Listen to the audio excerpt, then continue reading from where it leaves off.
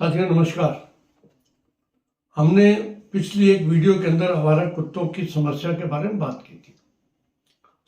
आज हम बात करेंगे कि अगर किसी को कुत्ता काट ले तो उसमें क्या करना पड़ेगा, क्योंकि हम सबको मालूम है कि कुत्ते के काटने से अगर कुत्ते के अंदर रेबीज का वायरस है तो वो एक व्यक्ति में चला जाएगा। तो उसमें जैसे हमने पहले बात करी थी कि वो अगर उसको रेबीज हो जाता है व्यक्ति को तो उसकी डेथ जो है करीब करीब 100% मानी गई है। और जहां हम कुत्ते के काटने की बात कर रहे हैं, रैम्पेंट है, हम सब जानते हैं, सड़कों पे और घरों के अंदर भी कुत्ते काट रहे हैं और लोगों को बड़ी परेशानी हो रही है। कुत्ते काटेगा तो पहली बात हम करें कि कुत्ते का जख्म जो है काटने का, उसके लिए क्या करना। उस जख्म को जहां कुत्ता काट रहा है उसको 3 कैटेगरीज में बांटा गया। कैटेगरी 1 जो है वो कहलाती है जिसमें कि बाइट नहीं हुआ, उसने चाटा है। कैटेगरी 2 है माइनर स्क्रैच या एब्रेजन हुआ, यानी कि हल्का सा ब्लड निकला। और तीसरा यह है कि सिंगल या मल्टीपल बाइट्स हुई जिसमें कि पूरी की पूरी रेंज है, 2-3 दांत लगे या उसने नोच खाया। हमारे पास तो ऐसे ऐसे भी पेशेंट आते हैं जो पूरा का पूरा मांस उतार कर कुत्ते ले जाते हैं। ये 3 तरह के जो कुत्तों के जख्म हैं उनकी होने से होते हैं। कुत्ता काट गया, आप व्यक्ति घर आ गया तो उस वक्त क्या करना है और अस्पताल जाना है। सबसे पहला काम तो चाहे हॉस्पिटल में हो, अगर दूर हॉस्पिटल है तो अगर घर में हो तो उसको जख्म को साफ करना है, धोना है। इरिगेशन जिसको बोलते हैं कि आप साफ पानी से एकदम धो डालिए और उसके ऊपर पोविडीन आयोडीन, जिसको आम भाषा में हम बेटाडीन कहते हैं, उससे इमीडिएटली उसको साफ कर दीजिए। उससे भी थोड़ा सा वॉश कर दीजिए और वो साफ कर दीजिए। अगर ब्लड ज़्यादा आ रहा है तो उसके ऊपर थोड़ा सा कॉटन या गॉज पीस के अंदर साथ उसको थोड़ा सा दबा दीजिए, बहुत ज़्यादा दबाने का काम नहीं। और जब आप हॉस्पिटल चले जाएंगे तो वहाँ पर जो आपके डॉक्टर बताएंगे कि वो जख्म जो है कैटेगरी 1 में तो जख्म है ही नहीं, कैटेगरी 2 के अंदर भी ये माना जाता है कि इसको कवर नहीं करना चाहिए, इसको ओपन छोड़ देना चाहिए अपना बेटाडीन लगाने के बाद, इसलिए कि वो ड्राई अप हो जाएगा तो उससे इन्फेक्शन के चांसेस कम हो जाते हैं। हम इरिगेशन और ये इसलिए कर रहे हैं ताकि जो अगर मान लो कुत्ते ने आपके शरीर पर, आपके जख्म के अंदर कोई इन्फेक्शन या वायरस छोड़ दिया तो उसको वहीं से ही वॉश आउट कर सकें, वहीं से उसको कम से कम उसका असर हो शरीर के अंदर, वो कर सकें। ब्लीडिंग रोकनी चाहिए।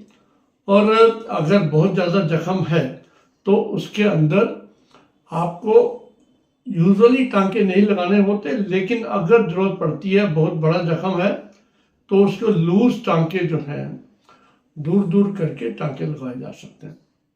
और मेरी आप सबसे प्रार्थना है कि जो हम घरों के अंदर करते हैं, लाल मिर्चें डाल दी उसके ऊपर या तेल लगा दिया, या कई अभी भी ग्रामीण क्षेत्रों के अंदर लोग मिट्टी तक डालते हैं, कि हाथ जोड़ के प्रार्थना है कि प्लीज़ ये बिल्कुल ना करें। इन सब चीज़ों का कोई फायदा नहीं है, क्योंकि अगर वायरस अंदर जाता है तो आपके शरीर के अंदर परेशानी करेगा। इसलिए हमने इसको बिल्कुल एक तरीके से समझे कि नो नो नो, किसी प्रकार का कुछ एप्लीकेशन नहीं करनी, केवल आपने उसको वॉश करके और बेटाडीन से साफ करके छोड़ दिया। और अगर सूचना की जरूरत होती है, जैसे मैंने पहले कहा कि कोशिश करें कि ना पड़े, लेकिन अगर पड़े तो हल्की सी ढीली सी कर सकते हैं, पट्टी कर सकते हैं और बाद में भी उसको फ्यूचर को पक्का कर सकते हैं। अगर आपको मुंह कान के आसपास है तो उसकी प्लास्टिक सर्जरी करनी है, वो बात की बात है। यहाँ तो हमने बात की जख्म की, और जख्म के साथ साथ अब हम बात करें कि किन लोगों को इंजेक्शन लगवाना है और किन को नहीं लगवाना। एक तो पोस्ट एक्सपोजर जो प्रोफाइलैक्सिस है, इसकी जो एक समझिए कि रेबीज की रोकथाम जो है ऑलमोस्ट 100% हो सकती है अगर हम इस तरीके से उसका इलाज करें। पहली बात डॉक्टर के पास जाएं, उसके बाद 2 तरह के उसके अंदर इंजेक्शन हैं। एक इंजेक्शन तो है जिसको इम्यूनोग्लोबुलिन बोलते हैं, HRIG के नाम से है। ये ह्यूमन रेबीज इम्यूनोग्लोबुलिन हैं जो दिया जाता है, या इक्वाइन बेस्ड भी हैं इसके अंदर, और उसको जख्म में भी लगाया जाता है और इंट्रामस्कुलर भी दिया जाता है। इंट्रामस्कुलर और उसके लिए उसकी रेशो है कि जो ह्यूमन वाला है वो 20 इंटरनेशनल यूनिट्स पर केजी बॉडी वेट, व्यक्ति के बॉडी वेट के डिपेंड करेगा, और जो इक्वाइन है वो 40 इंटरनेशनल यूनिट्स पर किलोग्राम बॉडी वेट है। और अगर जख्म ज़्यादा है तो डेफिनेटली जख्म के चारों तरफ उस इंजेक्शन को डाला जाता है, लगाया जाता है, और जो बच जाता है उसको हम इंट्रामस्कुलर लगा देते हैं। कोशिश करें कि आधा आधा रेशो में हो, कम से कम आधा जो है वो इंट्रामस्कुलर भी लगाया जाए। ये जो ग्लोबुलिन्स हैं ये आपको इमीडिएट उसके अंदर रिस्पॉन्स देंगे, क्योंकि ये रेडीमेड आपकी बॉडी के अंदर प्रतिरोध क्षमता बढ़ाता है, तो इसको इमीडिएट रिस्पॉन्स इससे आता है। क्योंकि जो जितनी बाकी वैक्सीन की हम बात करेंगे वो कई कंपनियां बनाती हैं, लेकिन सभी कंपनियों की जितनी भी वैक्सीन हैं वो आपके शरीर में जाकर एक रिएक्शन करती हैं सीरम के अंदर, और वो जो रिएक्शन है वो आपको रेबीज के वायरस से बचाव करता है। अब यहाँ पर पहले आपने, अगर जो लोग बुजुर्ग हैं वो सब जानते हैं, पेट के अंदर इंजेक्शन लगा करते थे, वो बहुत पेनफुल होते थे, 14 इंजेक्शन का कोर्स होता था। अब वो बिल्कुल पिछले कुछ सालों से खत्म हो गया। 5 इंजेक्शन लगने हैं इसके अंदर। डे 0 डे उस दिन का माना जाएगा जिस दिन पहला इंजेक्शन आपको लगा, और पहला इंजेक्शन एट द अर्लीस्ट लगना चाहिए कुछ मिनटों में, कुछ घंटों में, अदरवाइज कम से कम मतलब 24 घंटे से ज़्यादा समय नहीं होता तो इफेक्टिविटी रहती है। डे 0, उसके बाद डे 3, डे 7, डे 14 और डे 28, यानी कि 1 महीने के अंदर आपके 5 इंजेक्शन लगने हैं। 0, 3, 7, 14, 28। जो 0 हम मानेंगे वो जिस दिन आपका इंजेक्शन लगा, जिस दिन काटा है वो नहीं, जिस दिन कुत्ते ने काटा वो 0 डे नहीं है, ये उस दिन का है जब इंजेक्शन आपको लगने शुरू हुए। जिनको कभी भी इंजेक्शन नहीं लगा कुत्ते काटे का, उनके लिए ह्यूमन जो मैंने इम्यूनोग्लोबुलिन्स की बात करी वो देना चाहिए, चाहे आपको 1 दिन हो गया हो या 2 दिन भी हो गए हो या 3 दिन भी हो गया। लेकिन हाँ, डेफिनेटली अगर इम्यूनोग्लोबुलिन नहीं मिले तो कम से कम आप जो रेबीज की वैक्सीनेशन है वो जरूर करवाएंगे। और अगर रेबीज की वैक्सीनेशन हो रही है और आपको 7 दिन तक इम्यूनोग्लोबुलिन मार्केट में नहीं मिल रहा तो उसके बाद देने का फायदा नहीं है, क्योंकि ये माना जाता है कि 7 दिन के अंदर आपके जो इंजेक्शन हैं उनका असर हो जाता है, तो इम्यूनोग्लोबुलिन जो है उसके बाद उसका फायदा नहीं करेंगे आपको। और जो ये इंजेक्शन है ये इंट्रामस्कुलर लगाए जाते हैं, डेल्टॉइड रीजन बोलते हैं, बाजू पर। कोशिश करें कि ये जो पीछे ग्लूटियल रीजन के अंदर लगाए जाते थे वहां ना लगाया जाए, और ये यहाँ पर लगाया जाए। और इवन बच्चों के अंदर भी ग्लूटियल रीजन में या थाई के सामने एंटीरियर लेटरल एस्पेक्ट के ऊपर वो लगाए जा सकते हैं, लेकिन जो अपना ग्लूटियल रीजन में उसको नहीं लगाने का। और अगर आपके पास कुत्ता निगरानी में है, यानी कि पेट डॉग है और उसने काटा है, तो आपने इंजेक्शन शुरू कर दिए 0, 3, 7, और अगर वो कुत्ता ठीक रहता है तो आप चौथा 5वां इंजेक्शन ओमिट कर सकते हैं।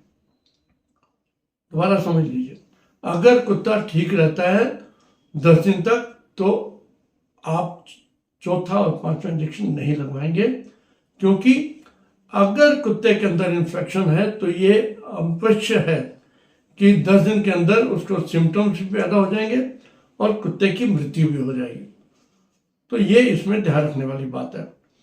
हाई रिस्क जो लोग हैं, जिनके अंदर जो कुत्तों के डॉक्टर हैं, जानवरों के डॉक्टर हैं, या एनिमल हैंडलर्स हैं, या जो जिनका ट्रैवलिंग ज़्यादा रहती है ऐसे क्षेत्रों के अंदर, उनको प्री एक्सपोजर यानी कि बिना कुत्ते काटे भी उनको इंजेक्शन उस क्षेत्र के अंदर जाने से पहले 3 इंजेक्शन लगवा लेने चाहिए। यहाँ पर आप यह भी देखिए कि आपको समझना होगा कि प्रेगनेंसी और लैक्टेशन, इन स्थितियों में भी ये इंजेक्शन लगने हैं, इनकी कोई कंट्रा इंडिकेशन नहीं है।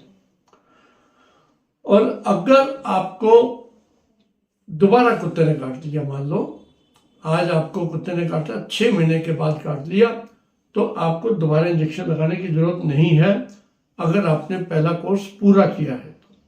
अगर आपने पहला कोर्स पूरा नहीं किया तो आपको दोबारा से पूरा कोर्स करना है।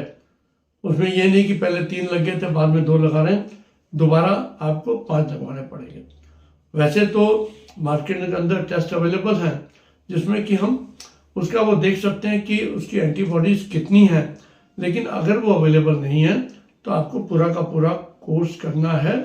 और जहाँ तक कुत्ते से रिएक्शंस की बात है, जो ये जितने इंजेक्शंस हैं बहुत ही सेफ हैं, कोई डरने की बात नहीं, कोई पेनफुल नहीं है।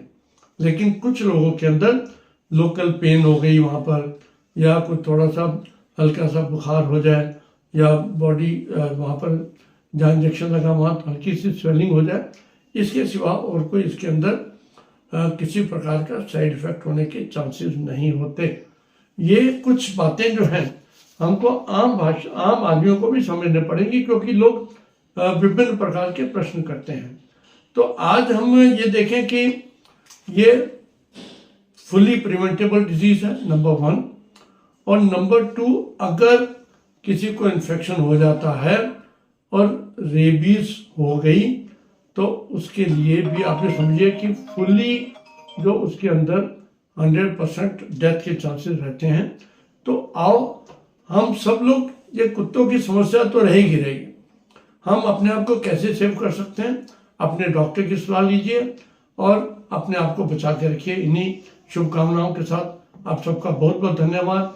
इस वीडियो को शेयर करें क्योंकि ये आम पब्लिक की बात है, हर व्यक्ति की समस्या है और ये ज्ञान हर व्यक्ति तक पहुंचेगा तो इस वीडियो की सफलता उसी के अंदर है। नमस्कार, बहुत बहुत धन्यवाद।